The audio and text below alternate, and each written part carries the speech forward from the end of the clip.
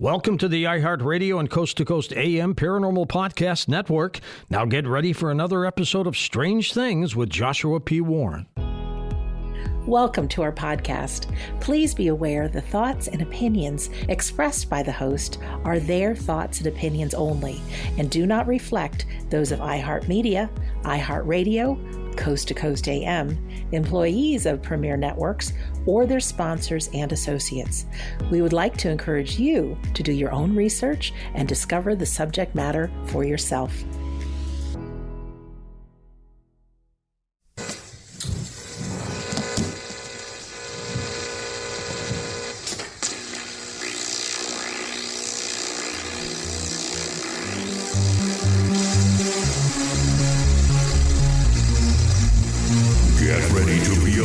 By the Wizard of Weird.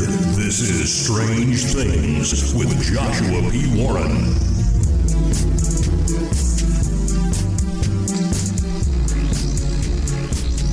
I am Joshua P. Warren, and each week on this show, I'll be bringing you brand new, mind-blowing content, news, exercises, and weird experiments you can do at home, and a lot more. On this edition of the show, some fun, spooky Halloween tales.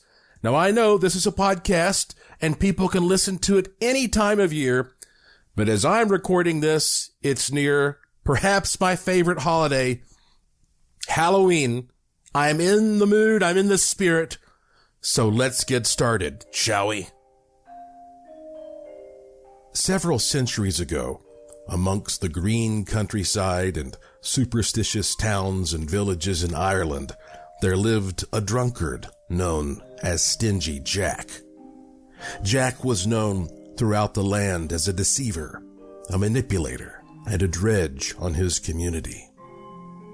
On a fateful Halloween night, typical of Jack, he was drunk and wandering through the countryside in the moonlight when he stumbled upon a shadowy body lying in his path. And to his surprise, the body, with an eerie grimace on his pale face, rose suddenly, and the figure said to Stingy Jack, "I am the devil, and I have finally come for you. You knew this day would come." "What do you want with me?" exclaimed Jack. "I'm here to take your soul down to hell," said the horrible grinning figure. Well, Jack seemed to accept his fate, but he said to the devil, "Then please at least give me one last drink of ale before I go."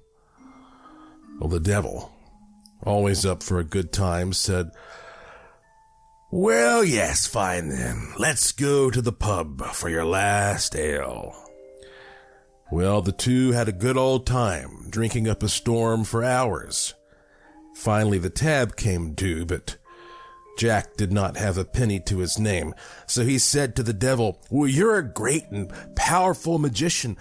Let's see if you can turn yourself into a silver coin we can give this barkeep."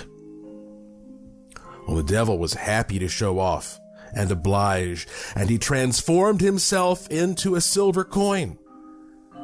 Jack quickly stuffed the coin into his pocket where Jack always kept a crucifix, and this trapped old Satan.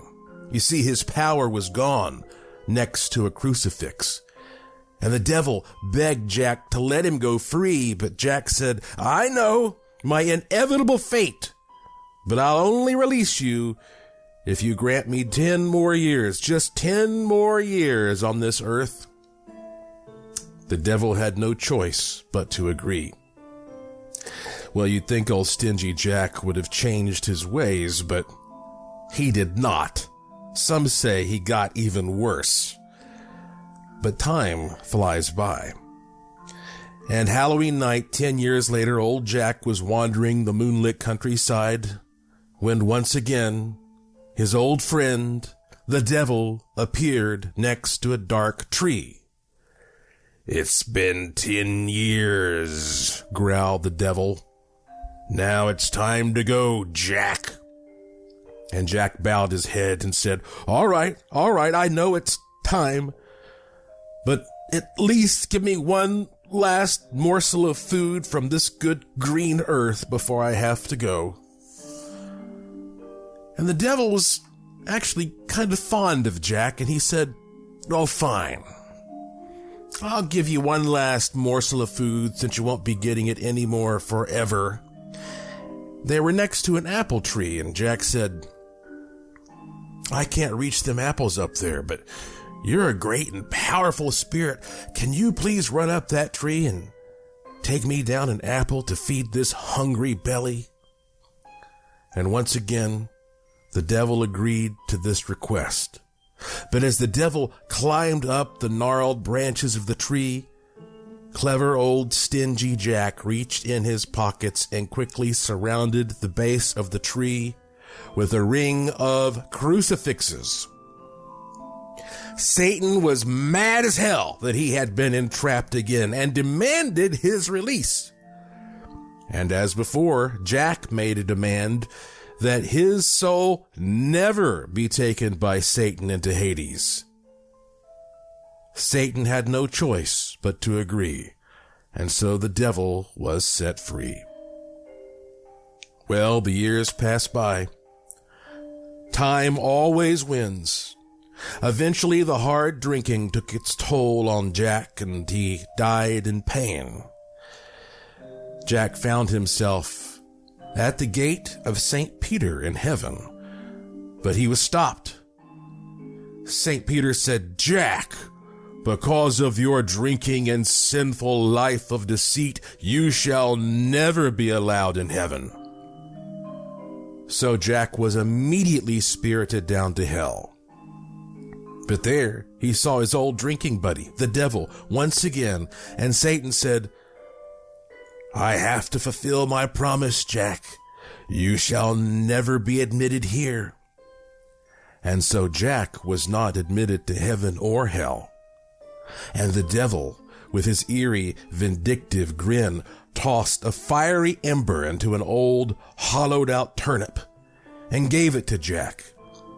And the devil said, "You shall miserably wander the earth forever, never at rest, always weary, with this lantern as a warning to all those fools who think they can somehow outsmart God and the devil."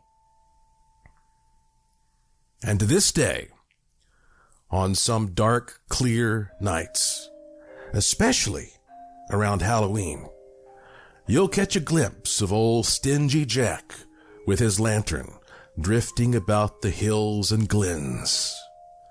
All he wants now is a rest that shall never come. He is doomed to this fate for all time. Those who see this apparition shudder and rush their children inside. He's old stingy Jack with his lantern, or as we call him, Jack of the Lantern, or Jack-o'-lantern. And that, my friends, is the story of the Jack-o'-lantern. Now you know why every year we see those grinning gap-toothed pumpkins, and, we might use pumpkins now, but they say it started with turnips. It doesn't really matter. I love these origin stories because Halloween is just so weird, isn't it? And of course, all the scholars say that it really began based upon the pagan traditions of Europeans who lived in the area around, Ireland, the ancient Celtic people. And every year, right around the end of October, they would celebrate the harvest and the transition of life into death as the winter was coming.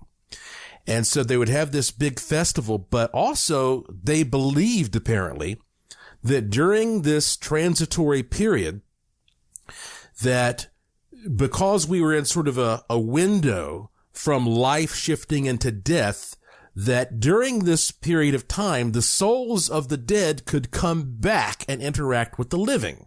And not all of them were necessarily good. and people got afraid.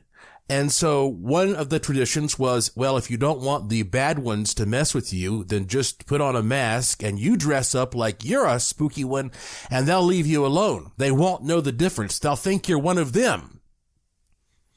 So when the Christians came through and were trying to convert all the pagans to Christianity, one of the theories is that they didn't want to just say, hey, you have to stop doing what you do or you're going to go to hell. Instead, they tried to take some of the pagan beliefs and work with them and adopt them a little bit and shift them into Christian beliefs. And you see that all throughout many of the big holidays. Christmas is a big one. But anyway, so the Catholics, they have this holiday on November 1st called All Saints' Day, when they are honoring the memory of all the saints who have died. And so they call that the Hallowed Day, okay? And therefore, the evening before that, which is October 31st, is known as the Hallowed Evening or the Hallowed Eve or the Halloween. That's where the word Halloween comes from. But they really believe that it was primarily based upon Samhain, which was this Gaelic harvest festival celebration that included fun and mischief, and also dealing with the spirits of the dead as you prepare for the winter. Interesting, huh? As we go along on this show, I'm going to share with you more tales, some poems, some information about Halloween. I was born October 25th, so as a kid, I always associated Halloween with my birthday, and so I have just a lot of love for that time of the year. Before we take this break, I want to remind you now, I can't talk about everything on this podcast. There's just not enough time. So if you really want to get the scoop on things, experiments, and free stuff I give away, and various projects that I only announce through my free e-newsletter, go to joshuapwarren.com. There's no period after the P. You'll see the box where you put your email address in there, hit the submit button, takes you 2 seconds. When you do that, you'll instantly get an email from me that will give you a link to some cool free stuff that will put your life on a magical journey. joshuapwarren.com. That's my name. You're listening to Strange Things on the iHeartRadio and Coast to Coast AM Paranormal Podcast Network. And I will be right back.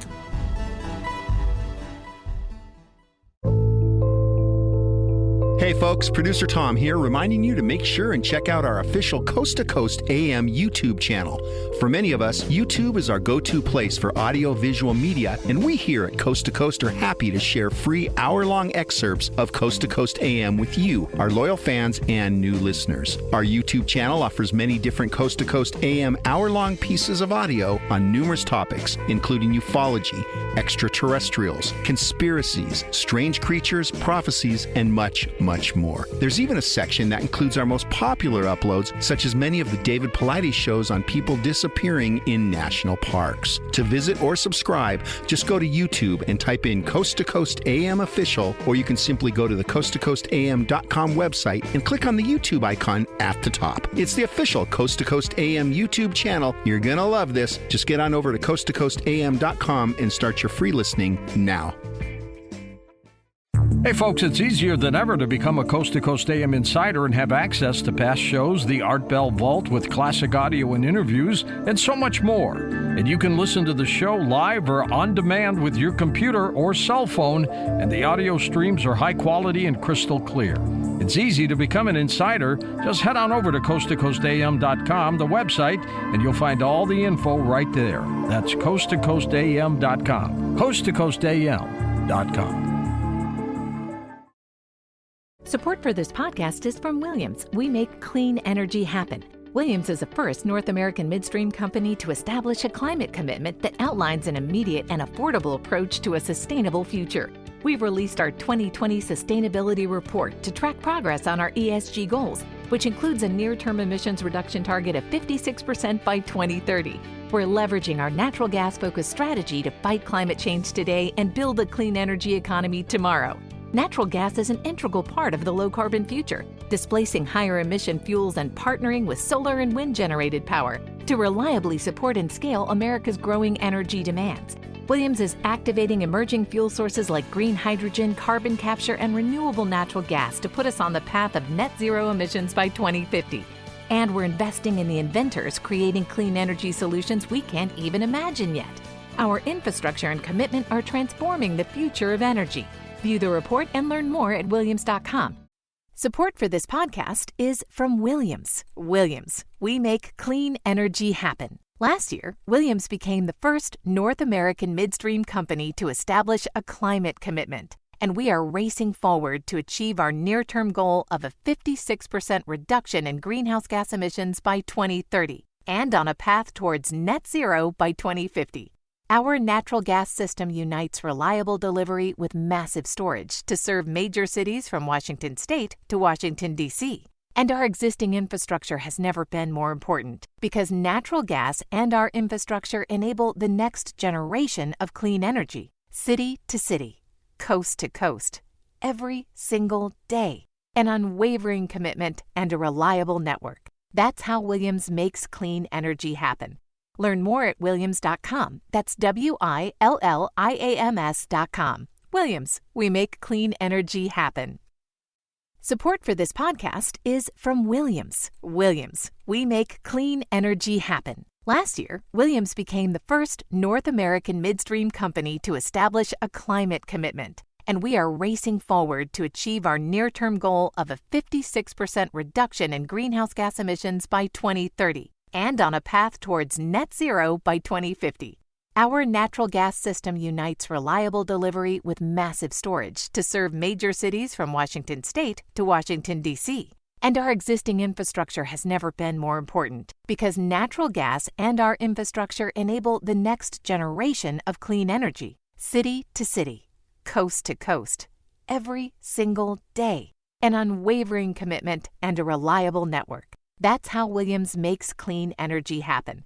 Learn more at Williams.com. That's WILLIAMS.com. Williams, we make clean energy happen.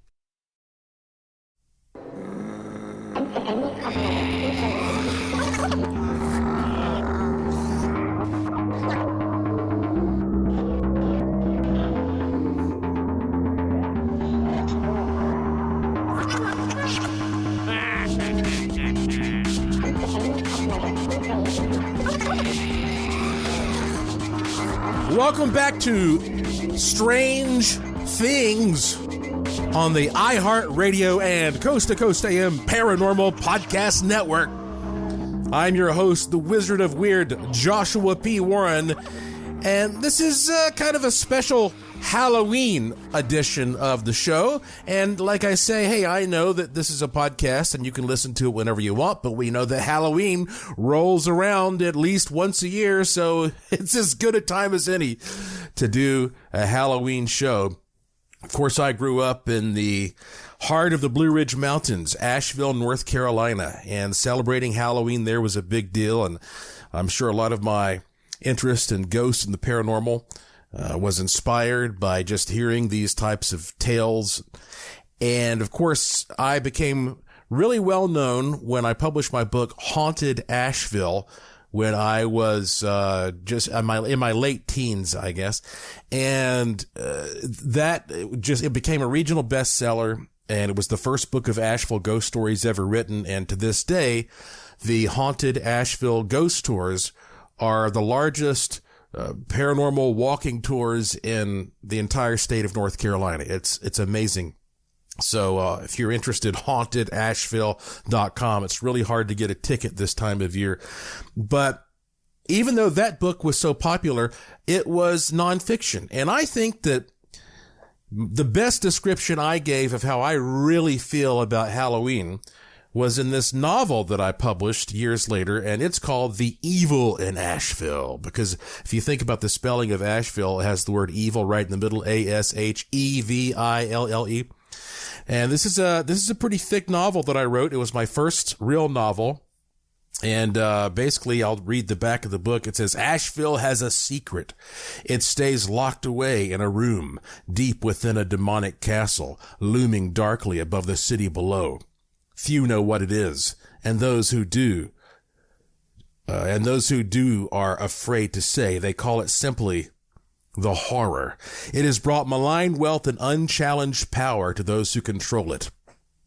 Unchallenged, that is, until he came along. He was a stranger, as steely and mysterious as the castle itself. No one knows his name or the place he calls home, but he will do whatever he must to face the sinister forces lurking within the Gothic fortress walls.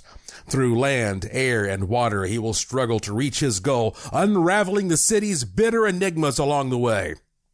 Shrouded by mystique, sorcery, and the towering Blue Ridge Mountains, he has a fateful rendezvous with unspeakable wickedness. His life at stake, an entire region against him, he'll go to any lengths to find and destroy the evil in Asheville. How can you resist that, folks? Just go ahead, send in the money right now. It's on Amazon. It's got great reviews, The Evil in Asheville. But there is a passage that I try to read somewhere, at least once a year, that describes my feelings regarding what it was like to celebrate Asheville, or to celebrate Halloween in Asheville every year growing up. Just what a traditional and influential experience it was. So I am now going to read to you a short passage from my novel, The Evil in Asheville, when I describe Halloween as I know it. Here we go.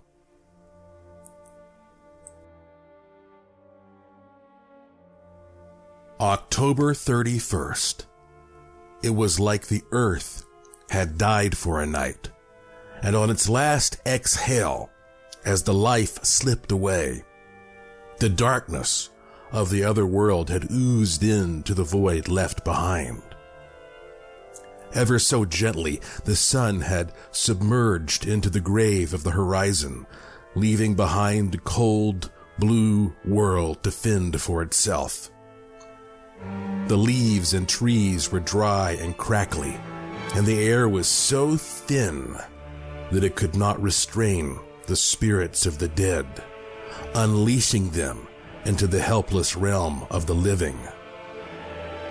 The color black had never looked blacker, and the lustrous moon above, a mangy cat at the side of the road, and the fire in a jack-o'-lantern's eyes never looked more sinister. The sky above felt bigger and bleaker than before, its infinite mystery overwhelming. And within each shadow, a spectral predator lurked and waited, watching, always watching. But amongst the more substantial underlying malevolence of the night, frivolities danced about its crust. There were rubber bats flapping from bands of elastic, fabric ghosts hanging from trees, grinning, gap-toothed pumpkins at every doorstep, and the people. The people. It was like the world had turned inside out for a night, and all of society filled the streets. Both children and adults were decked in costumes of every kind. Witches, goblins, werewolves, Frankenstein monsters, and grotesque, slashed faces strolled every lane. Plastic cauldrons of candy sweets abounded. Houses were mummified with soaring rolls of toilet paper. Dry ice fog rolled off green fountains of punch, and floating apples were bobbed for from wide, germ-filled vats. In ghoulish garb, storytellers sat around lapping campfires, relating creepy tales of the past. Stories of hooks and hitchhikers, spook-infested houses, heads in bags, cold-blooded murders, and pranks gone terribly wrong. All of them true, of course. And at Helen's Bridge, teens gathered to spot the ghostly mistress, perhaps to find her handprint burned permanently into the finish of their cars. At other places, like the secluded vacant water tower, the open cut, or Spivey Mountain, some of the more bold searched to find Satanists absorbed in their cursed rites, a human sacrifice splayed before them. Young men, intrepid and dashing in their capes and masks, competed for the favors of young women, dressed seductively in the revealing costumes of morbid temptresses. Smoke, candy, mischief, tales, spirits, ancient evil, and the crisp air. This was Halloween.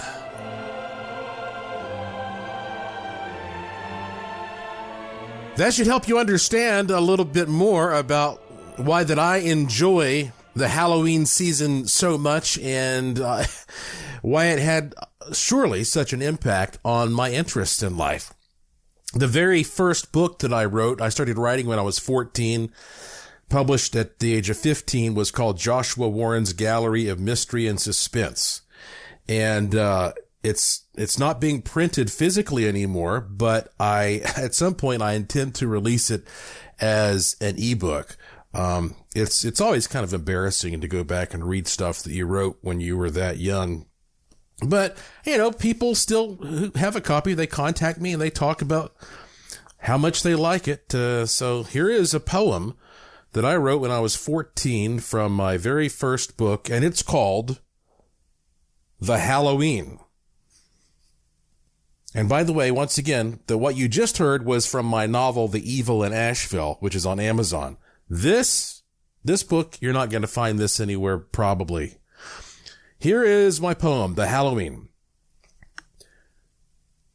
When wind is crisp and air is cold, the time has come of tales I've told, of warlocks' spells and women's screams. The night I speak is Halloween.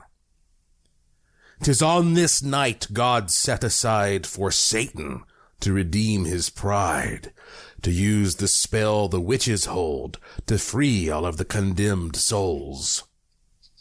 This witches' Sabbath, it may seem, would only come upon one's dream. But on one night of every year, the demon's horror shall appear, and spirits will fill all the sky to roam the place that they have died. The cemetery is a place that wise men leave with quickened pace. For once the spirits have appeared, the fate of man you will not hear. So raise your crosses, if through rain, and garlic every window pane.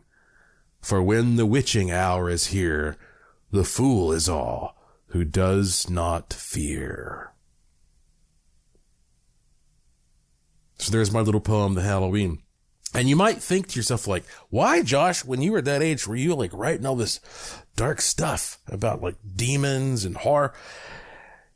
I think it's an artistic thing, really. I mean, that's one big part of it. Not only is it thought provoking, but it makes you ask questions about,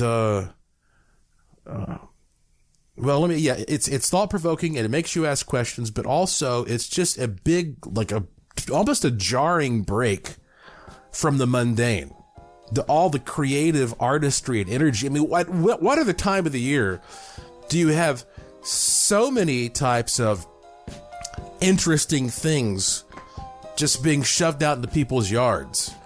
I mean, yes, don't get me wrong. I love Christmas, but I think people will get even more creative at Halloween. And also, Christmas puts a lot of pressure on people. Going out and buying gifts and all this stuff. Halloween, you got some candy? You're good. Okay, I'm going to read you some more Halloween material when we come back. I'm Joshua P. Warren. You're listening to Strange Things on the iHeartRadio and Coast to Coast AM Paranormal Podcast Network. Don't go anywhere. Are you looking for that certain someone who shares your interests in UFOs, ghosts, Bigfoot, conspiracy theories, and the paranormal? Well, look no further than ParanormalDate.com, the unique site for like-minded people. If you like the senior crowd, try ParanormalDate.com/seniors to meet like-minded people that are 60 plus. It all depends on what you prefer. ParanormalDate.com is great for everyone. You can also tap into members that are 60 plus at ParanormalDate.com/seniors. Enjoy your search and have some fun at ParanormalDate.com.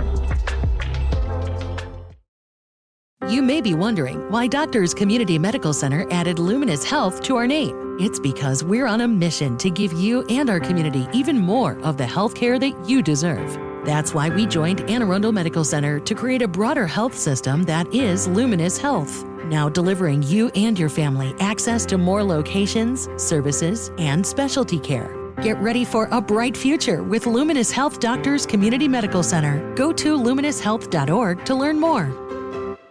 When do you do your best thinking? The HP Spectre X360 is ready for when inspiration strikes. With power save for battery life and focus mode to multitask, you can do your best thinking whenever, wherever. Do you do your best thinking after breakfast, before bed, when you're at your computer, when you're away from it? Or do you do your best thinking by being outside? Maybe music helps, like classical, pop, or even hardcore punk. No matter when or where or how, the truth is you can't always schedule when and where you might have a brilliant thought. That's why the HP Spectre X360 2-in-1 convertible PC with Windows 11 saves battery life for whenever an idea hits you. HP Spectre X360, a more thoughtful laptop. Whether you seek personal or professional success, or both, you need a team of experts and advisors you can trust. For 30 years, SC&H Group has helped executives and individuals realize their financial and business goals. With services that span audit, tax, and wealth management to investment banking, outsourced accounting, and enterprise technology, clients rely on SC&H to help deliver timely data, tailored solutions, and proven results. Find the right partner at schgroup.com. With age, women and men have issues with fine lines, wrinkles, under-eye bags, crepey skin on the neck, and aging on the hands. Dr. Nathan Newman has developed Luminess for amazing results treating these issues with his stem cell-based formula, APT200. Try Luminess today with our postage-paid starter kit for only $19.99, available exclusively at healthylooking.com. Join thousands of satisfied customers using Luminess. Learn more at healthylooking.com.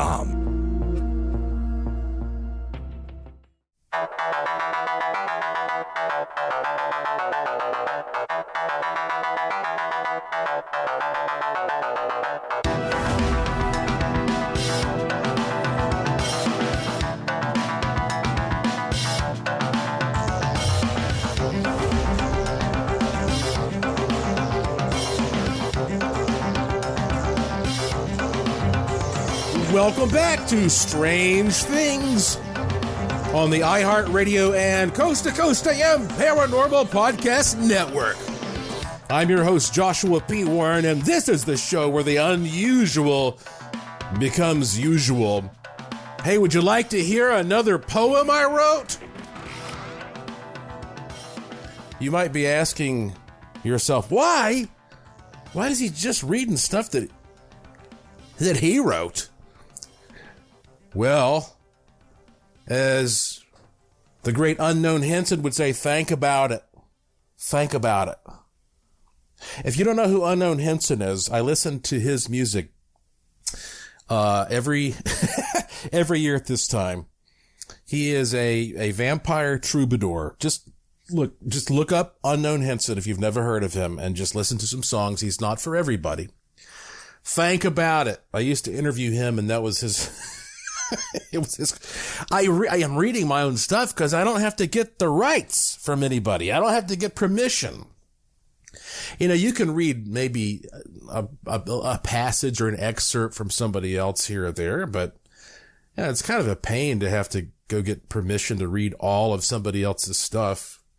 Plus, it ain't that shabby, right? How about this one? This is one that also from the very first book I ever wrote.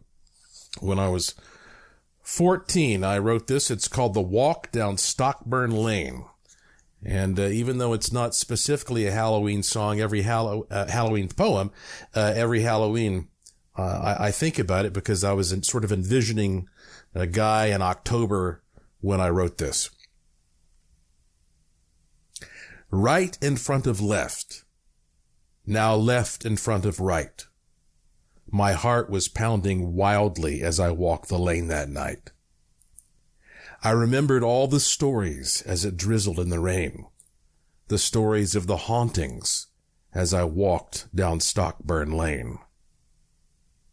The sky was dark and cloudy, not a single soul around, and the shadows, they engulfed me as the blackness stretched to ground. My brow was wet and steamed, my throat extremely dry, and my adrenaline, as I recall, had reached an awful high. I dreaded all the spots that I would pass through dark and rain, the haunted spots along the walk down Stockburn Lane. It was then that I next saw it, the first sight there to see. Nestled shortly off the lane, you see, there stood the hangman's tree. A dark and dismal oak, amongst unshadowed care, saturated with the spirits of the criminals hung there. A lump of fear was in my throat, disabling my sigh. I quickly stepped up my pace and swiftly passed on by. A fraction of my fear was gone. I became a bit more sane. But dreaded spots were still to come, the spots on Stockburn Lane. Now, as my walk proceeded, the rain was pouring hard, and up ahead I saw the next. It was the old graveyard.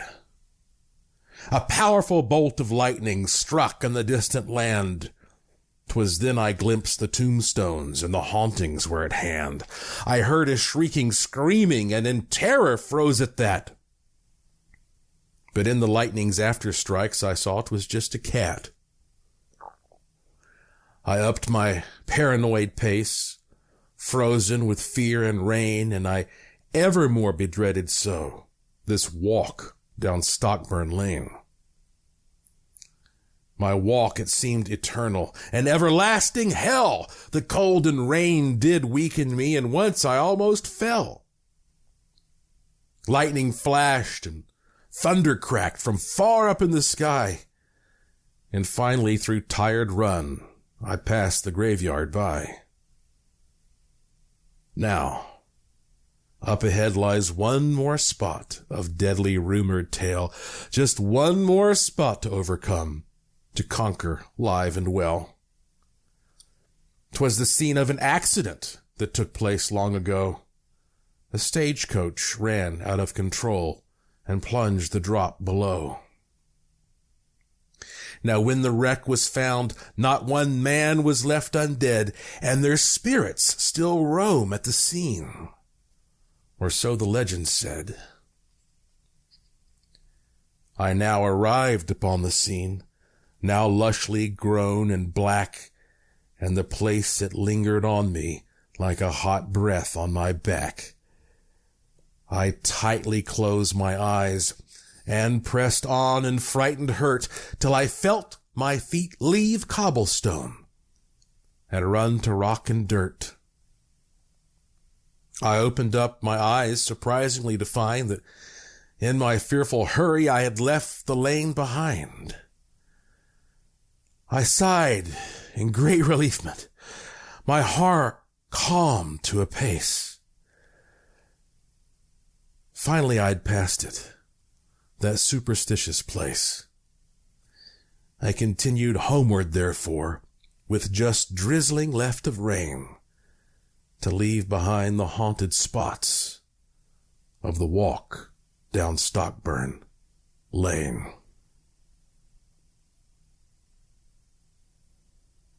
Hopefully that conjured up some interesting visuals for you. You know, one of the cool things about writing poetry is everything doesn't have to be grammatically correct either. If you noticed a couple little things in there.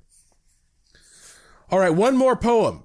Just one more from my book, Joshua Warren's Gallery, Mystery and Suspense. And again, this is the first book I wrote, and maybe I'll get it out there as an ebook here one of these days.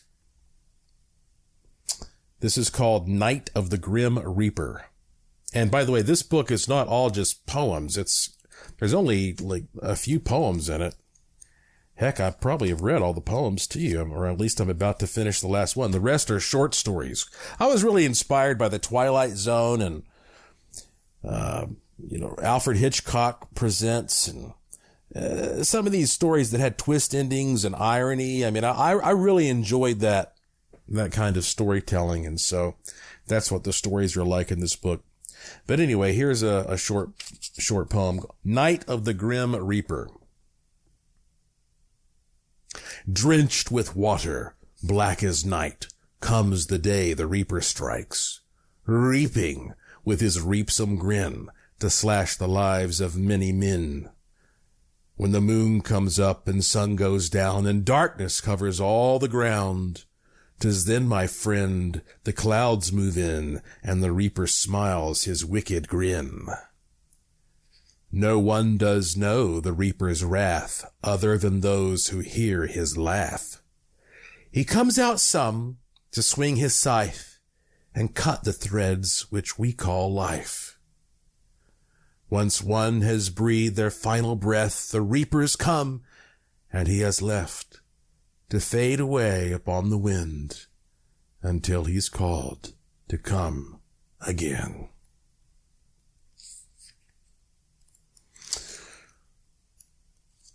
People ask me if there actually is more paranormal activity around Halloween time, or if this is just a marketing gimmick, Is there really a thinning of the veil? Is there a liminal type of entrance for these spirits to pass, or even for us to just, pass into their realm? Can we pass back and forth? Is a portal open of some kind? And I believe that there is more paranormal activity around Halloween. And it to a certain extent, it does depend possibly on what part of the world that you live in. Because let's just start with let's just start with the weather. I mean, in many parts of the world where Halloween is a big thing, that's when it is starting to turn cold and dark and dry, and the humidity is lowering, and there's more of an electrostatic charge. And of course, we know that seems to help paranormal activity along. And not to mention the fact that one part of the earth, our hemisphere, is moving away from the sun. And as the earth is moving away from the sun, that changes the amount of energy coming from the sun that can usually be disruptive to these subtle fields. I mean, a lot of this paranormal stuff is very subtle stuff, and it just gets bombarded and wiped out sometimes by these these solar rays that are hitting us all the time, blasting us from the sun. So when you're leaning away from the sun, well, then you're getting less of that solar interference, so that these subtle energy fields become more pronounced. And that alone may just account for the feeling that you get when it's going to be Halloween time. But there is one more factor, and I think it's a big one. This may be the biggest one of all. And I wonder if you're going to be able to figure out what it is. I'm going to wait until after the break to tell you what I think the biggest factor of all may be. But also, this is a wonderful time in this last segment, and maybe I'll see if I can squeeze in one more creepy story. But this is a wonderful time for me to also bring up the Brown Mountain Lights, because if you happen to live in the Western North Carolina area, or you're going to be there traveling, you should go there and look for the Brown Mountain Lights. And I'll tell you why. It almost applies to everything else I'm talking about here. This is one of the best times to see them coming up over the next month, I would say. I'm Joshua P. Warren. You're listening to Strange Things on the iHeartRadio and Coast to Coast AM Paranormal Podcast Network. And I'll be right back. The loss of hair is definitely not something that gets better with age. In fact, at age 20, 20% of men and women show noticeable hair loss.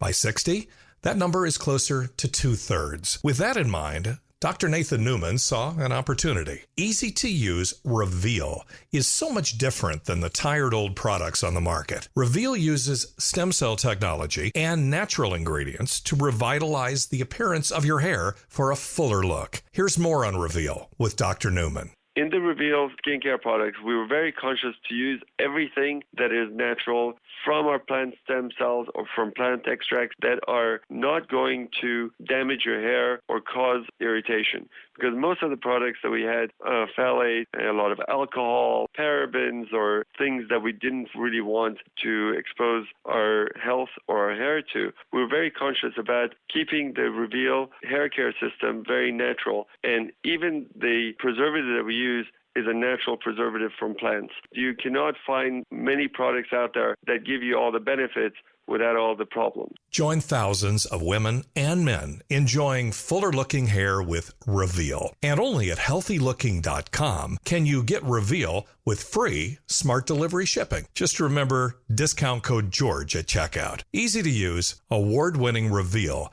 can be yours in days by ordering now at healthylooking.com. That's healthylooking.com. Or by phone, toll-free, 24/7, 800-604-3129. That's 800-604-3129. Reveal from healthylooking.com.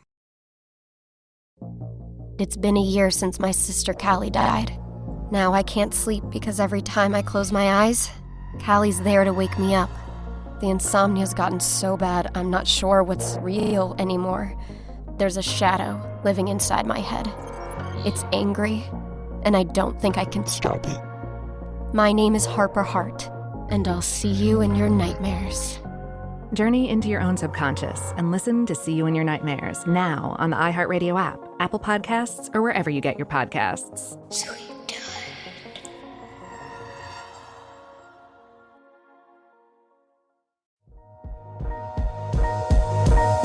Does your inner monologue ever sound like, ugh, I'm never going to be good enough or thin enough, or I'm too old to start something new? Those are all lies designed by culture and negative forces to keep you small. These are what I call dominant stories, the stories we tell ourselves about ourselves. I'm Jess Wiener, cultural expert and the host of Dominant Stories.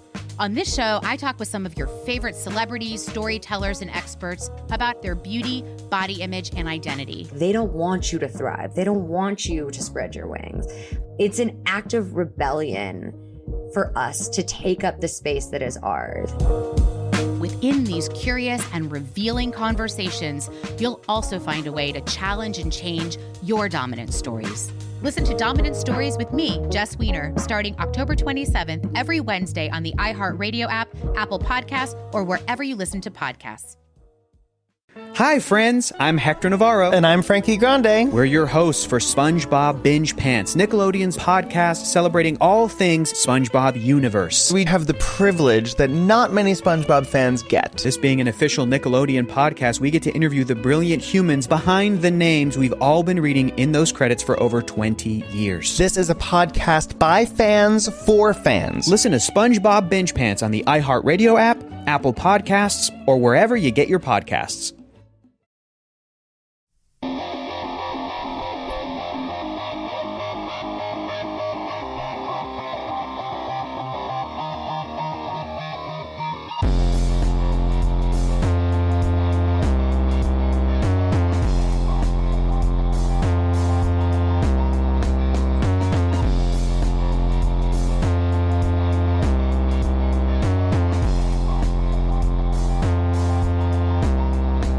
Welcome back to the final segment of this special edition of Strange Things on the iHeartRadio and Coast to Coast AM Paranormal Podcast Network. I am your host, Joshua P. Warren, and here is possibly the number one reason that there is more paranormal activity around Halloween time. Did you get it? Let's see. It's because so many people want it. They're asking for it. Their mind is open to it. And they're more aware. I mean, you only really know about what you are aware of, right?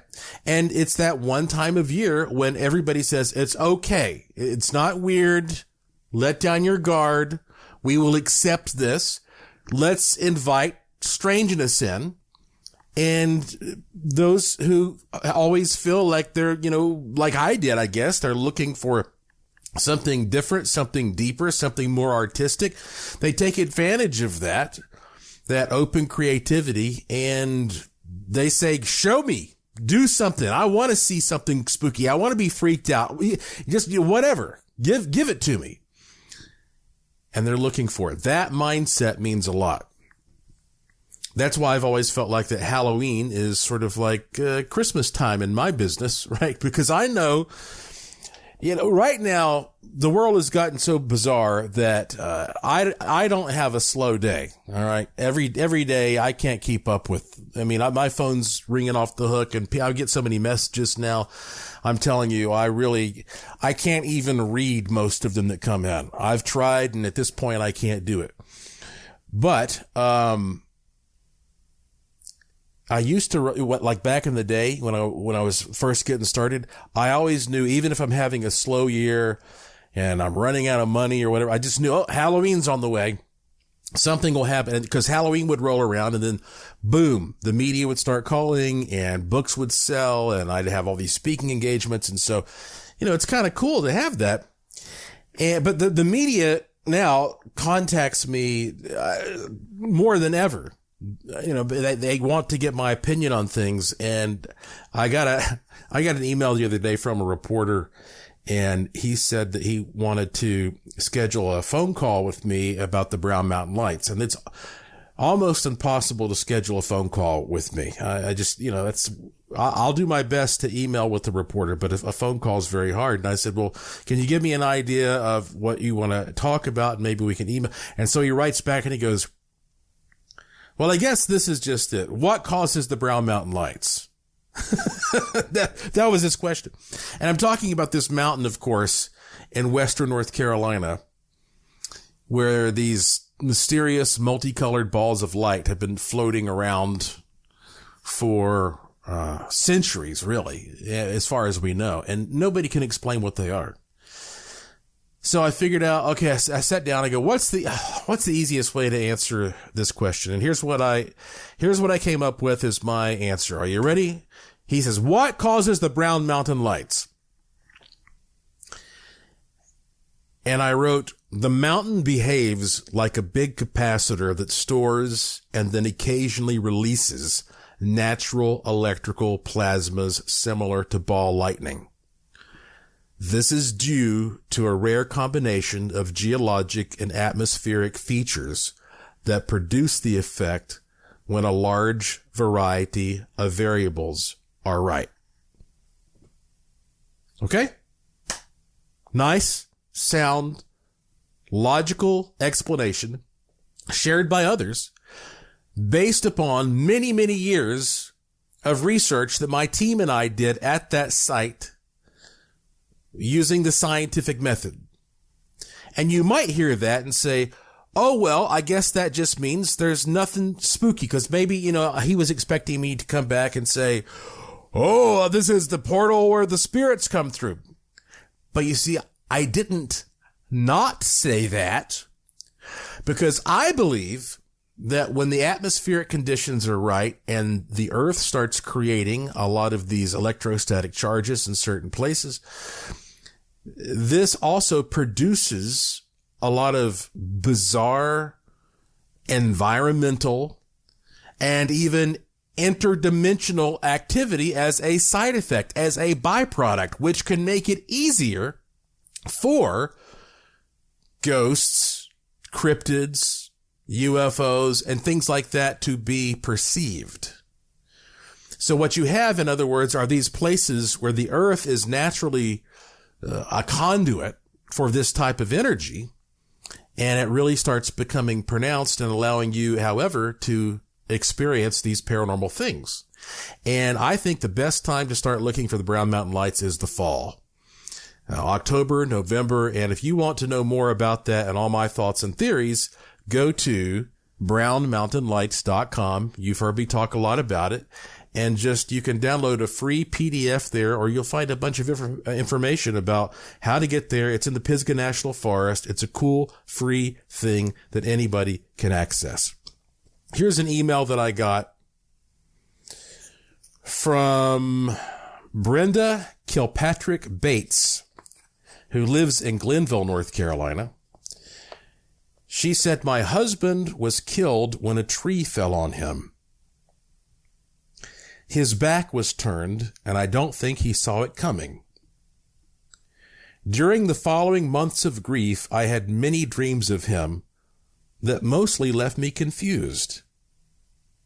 One night, I dreamed of him and decided not to be upset, but instead confront him and ask him about his sudden death. In the dream, we were in a paneled room with books and chairs. I asked him about his death. He proceeded to sit down in one of the chairs, get up, move to another chair, and sit down. Then he said, 'It was like knowing you sat in that chair, but finding yourself in this chair.' My question was answered. I don't think he felt a thing." So that shows you, doesn't it?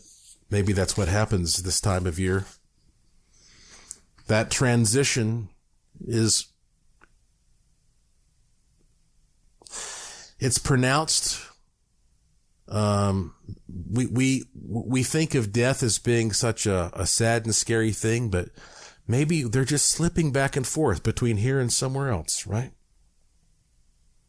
Some people, of course, have scarier experiences, but I didn't want this to be a real creepy Halloween show. This is just more of a fun one. Even though I will slip this in. Tracy from Garden City, Michigan said, "One night many years ago, I went to sleep, and a few hours later, I was awakened by the sound of gnashing of teeth and growling of what I thought was a very angry dog. I could feel its claws scratching into my chest. I immediately started flailing at it to get it off of me, and then jumped out of bed and ran to my parents' room. I knocked on their door. My mother opened it, and I told her what had just happened. We went into my room. She looked around, including under my bed, and proceeded to tell me it was just a bad dream. I pulled up my pajama top and showed my mom my chest, and I asked her, 'Do bad dreams do this?' My chest was covered with red claw marks. Do you think that when you're in that dream state, you can open yourself up to the other side a little bit more? I do. You can have those interactions. And maybe that happens all the time when you're in the dream state. But when you are in the Halloween season, it's like we're all working together to enhance a collective dream state. Think about it. I hope you've enjoyed this selection of tales, poems, and content I picked out for this fun and spooky Halloween edition of the show. But you know what? Now, hey, take a deep breath. Stay positive, all right? Don't get too freaked out. Don't get too scared. Don't get too worried. That's really the thing. Have fun with this. And that's why I'm going to play for you the good fortune tone. It's going to help you get through this creepy time. Close your eyes if you can and meditate on the sound that has changed so many people's lives. Here we go.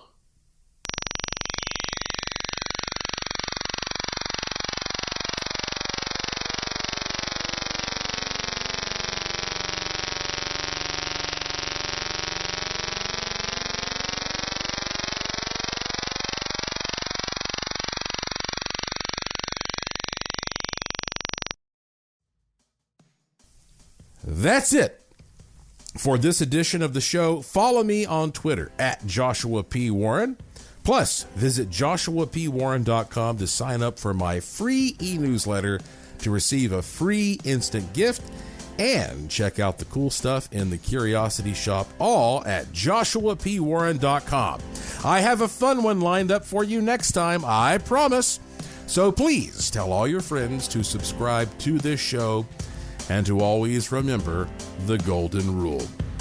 Thank you for listening.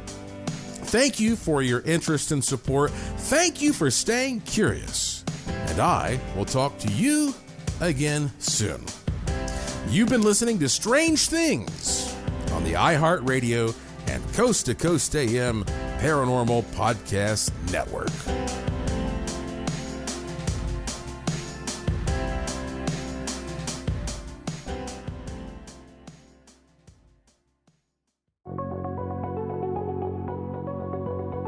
Well, if you like this episode of Strange Things, wait till you hear the next one.